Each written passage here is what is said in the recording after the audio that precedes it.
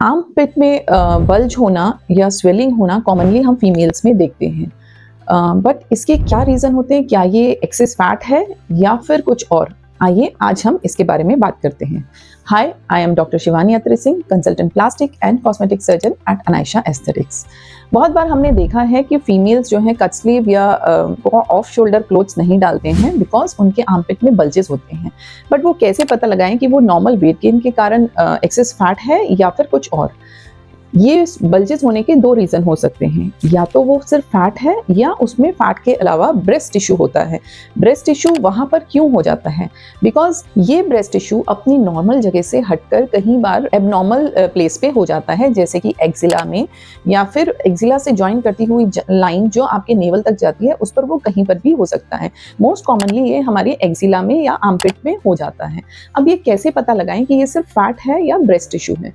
Fat normally soft to touch होता है और उसमें most of the time pain नहीं होता है, जबकि अगर वो एक्सेसिव ब्रेस्ट टिश्यू है तो वो पेनफुल, टेंडर होता है and sensitive to hormonal changes, जैसे कि आपके मेंस्ट्रुअल पीरियड्स के दौरान, प्रेगनेंसी के दौरान या लैक्टेशन के दौरान इसके साइज बढ़ जाता है और पेनफुल हो जाता है।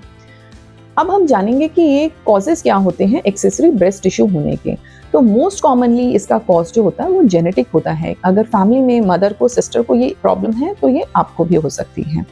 अदर रीजंस, जैसे जैसे बॉडी में हार्मोनल चेंजेस होते हैं, प्यूबर्टी में, प्रेगनेंसी में, लैक्टेशन में, तो ये तब उस दौरान बढ़ जाते हैं वहाँ पर, जो कि नॉर्मली प्रेजेंट होते हैं और बहुत स्मॉल साइज में होते हैं, बट हार्मोनल चेंजेस से ये रिस्पॉन्ड करते हैं और इनके साइज बढ़ जाते हैं और पेनफुल हो जाता है। इसके अलावा कई बार वेट चेंजेस के कारण या कुछ ड्रग्स के कारण इसके साइज में चेंजेस आ सकता है। अगर तो ये सिर्फ फैट है तो हम कई बार एक्सरसाइज एडवाइस करते हैं जिससे कि साइज कुछ कम हो जाए। अगर उसको भी रिस्पॉन्ड नहीं करता तो देयर आर लाइपोलिटिक इंजेक्शंस जो हम लोकली उस एरिया में देते हैं ताकि वो फैट वहाँ से सबसाइड हो जाए। और अगर इससे भी नहीं रिलीफ मिलता then we can go for liposuction, which is the best modality for fat, जिसमें कि बिना कुछ कट दिए हम फैट रिमूव कर लेते हैं।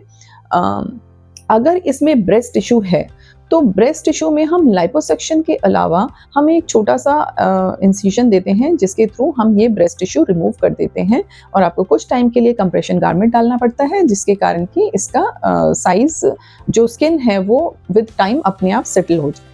इससे रिलेटेड इश्यूज़ क्या होते हैं या पेशेंट को क्या सिम्टम होते हैं? सिम्टम्स जो होते हैं वो मेडिकल भी हो सकते हैं और could be only cosmetic reasons for treatment of this procedure. Medical issues में जैसे कि पेन होना, स्वेलिंग होना, टेंडर होना, ये इश्यूज़ होते हैं जिसके लिए फीमेल्स हमारे पास आते हैं ट्रीटमेंट सॉर्ट करने के लिए। कॉस्मेटिकली ऐसे फीमेल्स अपना कॉन्फिडेंस कम कर देती हैं बिकॉज वो ये बल्जेस जो आर्मपिट में बल्जेस होते हैं उसके कारण कट स्लीव या ऑफ शोल्डर ड्रेसेस नहीं डाल पाती हैं। सो ये एक ऐसा प्रोसीजर है जिसमें patient satisfaction is great as it relieves from pain and boosts their confidence. So अगर आप अपने पसंद के कपड़े नहीं डाल पा रहे हैं because of these armpit bulges या आपका confidence low है, तो don't worry, it is a curable disease, it is a day care procedure and recovery is very fast.